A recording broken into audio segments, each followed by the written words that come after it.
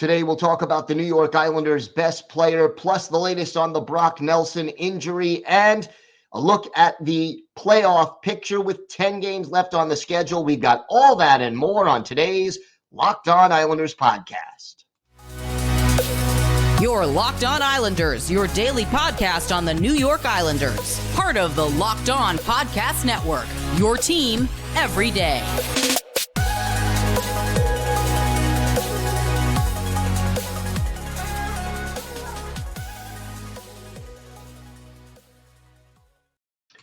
And welcome, everybody, to the Thursday edition of the Locked On Islanders podcast. Gil Martin, so glad you could be with us today and be part of the Locked On Islanders family. And thank you for making a Locked On Islanders your first listen every day. We are free and available on all platforms. We have got a lot to discuss on today's show. But first, if there's something Islanders related on your mind, if you have a question, a comment, maybe a topic you'd like us to discuss on a future episode, feel free to send us an email. The email address, lockedonislanders@gmail.com. And if you leave your first name and where you're from, we're happy to mention you on the show when we discuss whatever it is that's on your mind. You can also follow the show on Twitter at Locked On Isles, and you can follow me, Gil Martin, on Twitter at Ice Wars, NYRVSNYI. We'll keep you up to date on all the latest Islanders news, notes, and happenings. And I am live tweeting during nearly every Islanders home and road game. So please join me for some instant insight and analysis. And it's always great to talk a little Islanders hockey with fellow Isles fans, game time or anytime. Wanted to kick off the show with one particular thought. And yeah, I'm sitting there. I'm always trying to think of things to discuss on the show, and what are we going to talk about? Because look, you're doing 5 shows, 30 minutes a show, give or take. Always need, to be thinking Islanders, to think of new topics. And one thing I realized that, just kind of crossed my mind while thinking about it today is that we really haven't said enough and spoken enough about Ilya Sorokin and what he means to this hockey team. And look, I'll say it right out front. This is not to disparage Semyon Varlamov. I think Varley has done a solid job over the course of the season as the backup. But as of this year, I think there is no question that Ilya Sorokin is A, the number one goalie on the Islanders, and B, one of the better goalies in this league right now. And look, I'm not gonna lie to you. Barring a complete last-minute collapse, Linus Ullmark of Boston is going to win the Vezina Trophy. He's the only player in the league with a goals against average under 2. His save percentage leads the league. He leads the league in wins. He's 35-5-1. It'd be tough to say that Ullmark is not going to win. But that being said, if Ilya Sorokin is not at least a finalist for the Vezina Trophy this year, something's wrong. And yeah, you could talk to me about Philip Gustafsson of Minnesota, definitely belongs in the conversation. And, the Hurricanes have goalies that are all, in the conversation as far as statistically how well they've played. But listen to Sorokin and his numbers and what he's meant to this team. The 2.36 goals against average right now is 5th in the league among qualified goalies, except Sorokin has played 53 games for the Islanders, starting 51 of them. And nobody else in the top 10 even really approaches those numbers. In goals against average right now among qualified players, he's 5th with a 2.36. His save percentage right now is a 9.24, which places him 3rd, only behind Ullmark and Gustafsson, And let's not kid ourselves. Ullmark and Gustafsson play in front of better defensive teams. And oh, yeah, by the way, guess who's tied for the NHL lead in shutouts right now with 5? Yeah, Ilya Sorokin. And again, not going to sit there and say he's going to beat out Ullmark for the Vezina. I doubt anybody is, but Sorokin deserves to be one of the finalists. And he really, really has come up big for the Islanders, A, down the stretch, and B, just overall with the way he's been playing. And I just love watching him do what he does. He always keeps his cool, and he always seems to find a way to get things done when this team makes mistakes. Is he perfect? No. Has he had his share of the occasional off game? Of course. He's human. But boy, where would the New York Islanders have already proven over the last 15 games, 14, 15 games, they can win without Mathew Barzal. They may, and we'll talk about this a little bit more coming up on the show, have to win some games without Mathew Barzal and Brock Nelson. They are already without Oliver Wahlstrom. They were without J.G. Pageau. They survived all of these losses. But without Ilya Sorokin, I don't know where this team would be. And to me, Sorokin is far and away the most valuable Islander on this team. And you look back at, for example, the game on Tuesday night against the Maple Leafs. Islanders are down 1-0. We're about 12 and a half minutes into the first period. And that's when Sorokin made that incredible paddle save on Erik Gustafsson. And if it doesn't get made and that puck goes in, and look, 97% of the time that shot is going in. If that puck goes in and the Islanders are down 2-0, the building deflates, the game takes on an entirely different situation. And here's what Cal Clutterbuck said about the save. It almost feels like you got one for free. Anders Lee added, it woke us up on the bench. I think that turned the tide. We needed that. Sorokin makes big saves, stops breakaways. He stopped David Kampf on a breakaway when the game was still tied.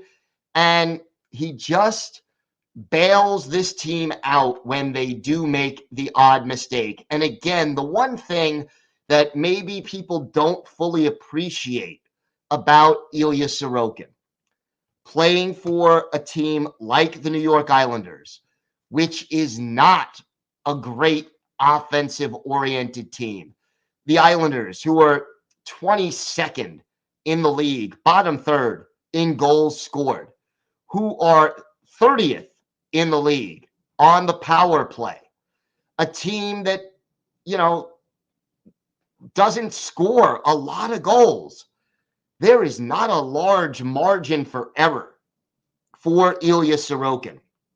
And yet, time and time again, he comes up big for this New York Islanders team, and it means everything for the way this team plays. So, as far as the Islanders are concerned, yeah, we'll discuss things like this more once the season and hopefully the playoffs are over. But my vote for Islanders MVP, Ilya Sorokin. And no offense to any other player. We saw how important Adam Pelech is. We know how important Lee and Barzal and Nelson can be. Nobody is even in the ballpark. It's Ilya Sorokin first for team MVP, and then a big gap before anyone else is second. All right, we have got a lot more to discuss on today's show. We'll talk about the playoff picture. We'll have the latest on the Brock Nelson injury. and a whole lot more still to come on today's Locked On Islanders podcast. Today's episode is brought to you by Indeed. If you're hiring, you need Indeed, because Indeed is the hiring partner where you can attract, interview, and hire all in one place. And Indeed is the only job site where you're guaranteed to find quality applications that meet your must-have requirements, or else you don't pay. Instead of spending hours on multiple job sites hoping to find candidates with the right skills, you need one powerful hiring partner that can do it all. So with Instant Match, as soon as you sponsor a post, you get a short list of quality candidates with resumes on Indeed that match your job description, and you can invite them to apply right away. Plus, you only pay for quality applications that meet your must-have requirements.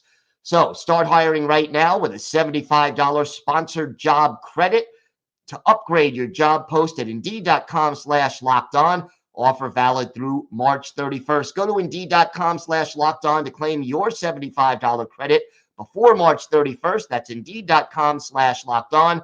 Terms and conditions apply. Need to hire? You need Indeed. So, Brock Nelson. Yeah, it's certainly not ideal right now, what we see going on with Brock, and we certainly hope he can make a complete recovery and not miss a significant amount of time. No updates announced by the team as of this recording, but hopefully we will find something out tomorrow at practice. Nelson hit by Noel Osiari and, did not return. Islanders officially did not make an update on his status. But, again, it looked like a lower body injury. You hope that it is not going to be something long-term and serious. And, again, check out our Twitter feed, because we will update everybody as soon as we hear something from the New York Islanders. But it was apparently a leg injury. And again, we have to hope that it is a quick return for Brock Nelson, because let's face it, you don't want to be without your two most consistent and dynamic offensive players in Barzal and Nelson. Right now, 1 and 2 on the team in points.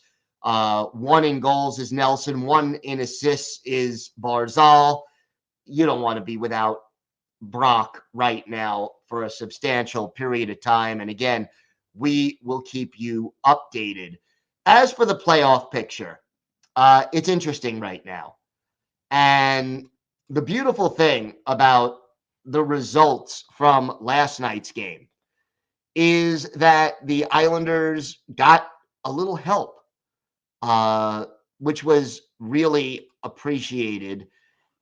And, the Bruins beat the Senators, but Ottawa is fading. Nashville beat Buffalo, but Buffalo is also fading. So who are you really worrying about? It's really, at this point, a 3-team race between the Panthers, the Penguins, and the Islanders. And the Islanders won, and Philadelphia doubled up Florida. Final score in that one was 6-3. And it really does help the Islanders right now. They're on a 3-game winning streak. They have 82 points. They are the first wild card. And the Penguins entering Wednesday night, where they were playing the Avalanche, 4 points back with 2 games in hand. But remember that the New York Islanders own the tiebreaker over the Pittsburgh Penguins, because the first tiebreaker is regulation wins.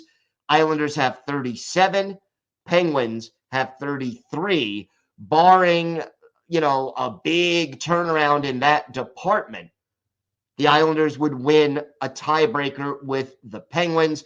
Oh, by the way, they also have a 37-34 tie-breaking advantage over the Florida Panthers. So, that's like getting an extra half point in the standings. That is like, tie goes to the runner. Well, as of right now, tie goes to the Islanders. And their goal differential is also better than the Panthers and the Penguins. And their road record is the best right now out of those three teams. So that's where it's at. As of right now, the Islanders have the best point percentage of the three teams in the wild card race. And that means they control their own destiny. And with 10 games left on the schedule, the Islanders probably need to win, I'm going to say 6 of them in order to guarantee themselves a realistic shot at the playoffs. And here's the deal.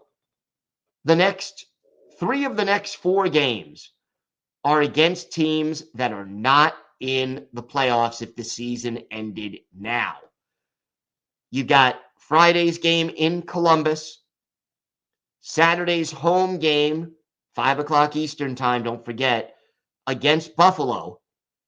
Then you play New Jersey at home on Monday, and then next Wednesday in Washington. So 3 of the next 4 are against teams that are not going to make the playoffs if the season ended right now. And if you look over the next 10, there are 3 other games against teams that are not going to make the playoffs if the season ended now. So 6 out of the last 10 games are against non-playoff teams. And for the New York Islanders, it's 5 home and 5 road, 4 against playoff teams, 6 against non-playoff teams. Basically, if the Islanders just win the games they're supposed to win, they should be in the playoffs when the season comes to an end. And I'll tell you, the way this team has been playing as of late, it looks more and more like they will be a playoff team. And you could take our poll on YouTube. Most Islander fans, I think more than 80% last time I checked, seem to agree with that. But overall, this team seems to be finding its stride at exactly the right time to prepare for the playoffs. And even without some of their better players in the lineup, the Islanders, we're going to talk about this soon, but I don't think too many teams want to face the Islanders once the playoffs get underway, if they make it, because boy, oh boy, can this team be a difficult team to beat.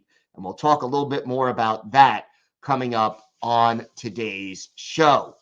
When we get back, we'll talk about why I think the Islanders will be a difficult playoff team to beat. Plus, we have our Islanders birthday of the day, all that and more still to come on today's Locked On Islanders podcast.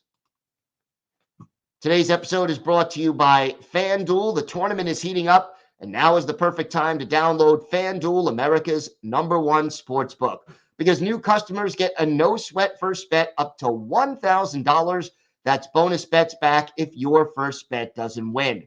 Just download the FanDuel Sportsbook app. It's safe, secure, and super easy to use.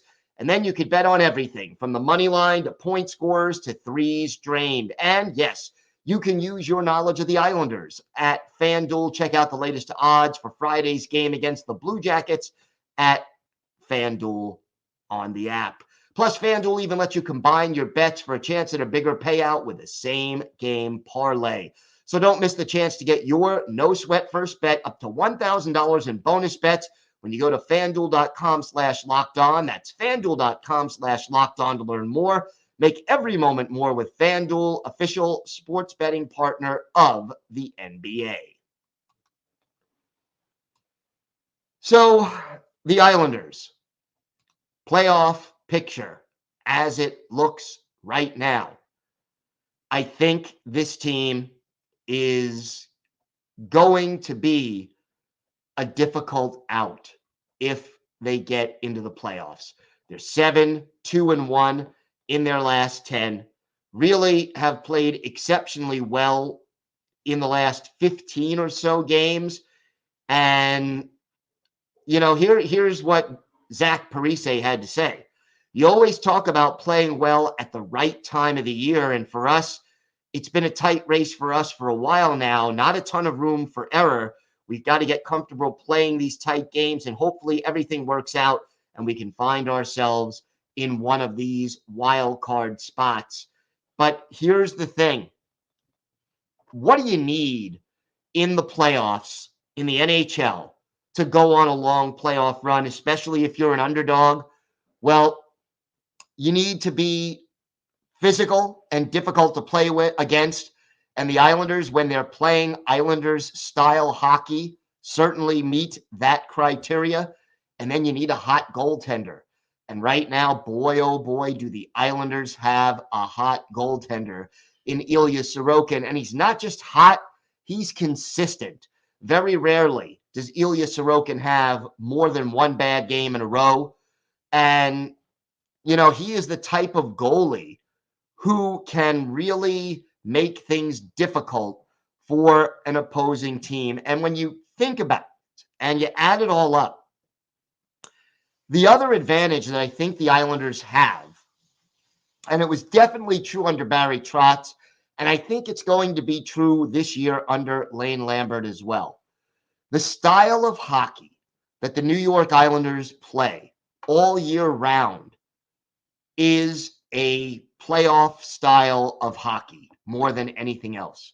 They play a tight checking, defense first, positionally sound game. And they got away from that earlier in the season. But over the last 15 or so games, especially since Barzal went down and they realized, hey, we got to get back to business and play simple, basic Islanders hockey. That's the way this team knows how to play. That's what they do so well.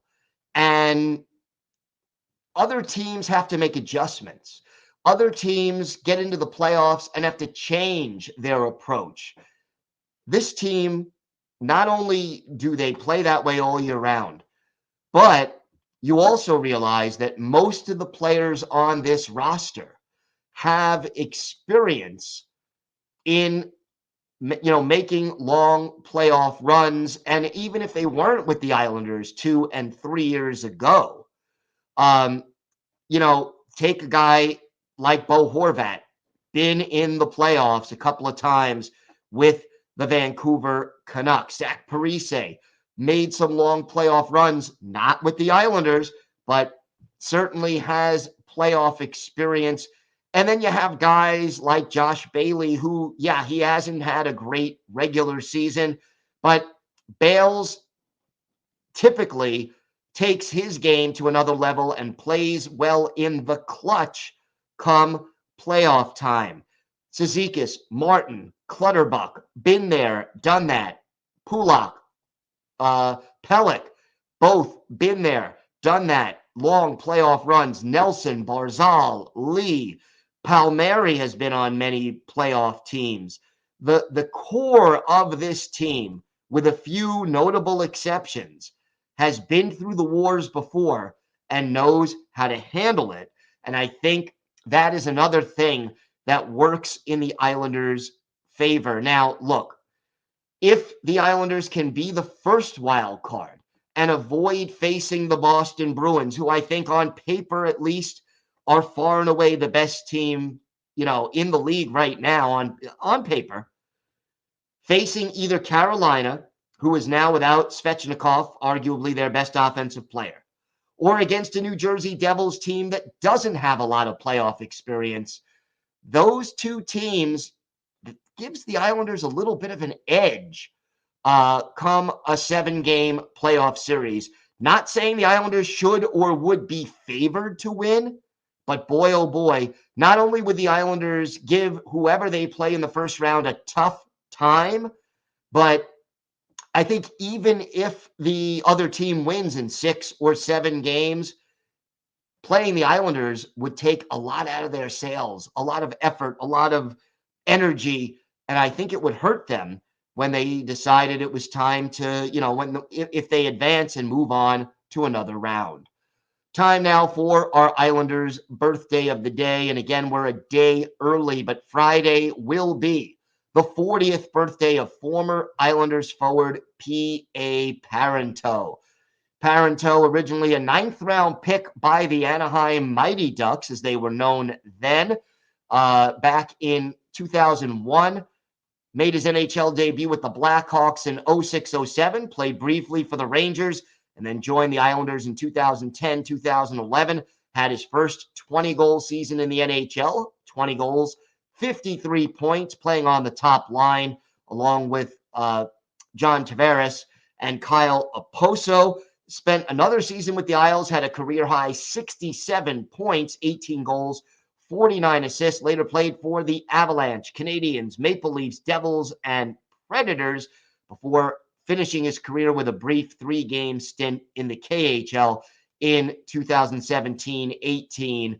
And I'll tell you, P.A. Parenteau had a lot of great games with the Islanders, but maybe his best, March 31st, 2011, at the Coliseum, Islanders and Rangers going at it. And P.A. Parenteau coming through with a goal and an assist and a +4 rating in that game, scoring his goal on 2 shots as the Islanders down the Rangers 6-2. 4 goals given up by Henrik Lundqvist. Al Montoya got the winning goal for the Islanders. So P.A. Parenteau, a good playmaker, good passer, and sort of an underdog player who emerged to have a solid NHL career once the Islanders gave him a chance. He is our Islanders' birthday of the day. And happy 40th to P.A. Parenteau. Want to thank everyone again for making Locked On Islanders your first listen today. Now make your second listen game-to-game NHL. Every moment, every top performance, every result. Locked On Game to Game covers every contest from across the National Hockey League with local analysis that only Locked On can deliver. Follow Game to Game on Locked On NHL, available on the Odyssey app, YouTube, and wherever you get your podcasts. That's going to do it for today's episode of the Locked On Islanders podcast. We'll be back tomorrow with the latest injury updates, and we'll have a full preview of both of this weekend's games, Friday against Columbus, Saturday against Buffalo. Until then, have a great day, everybody. Stay safe, and of course, let's go Islanders.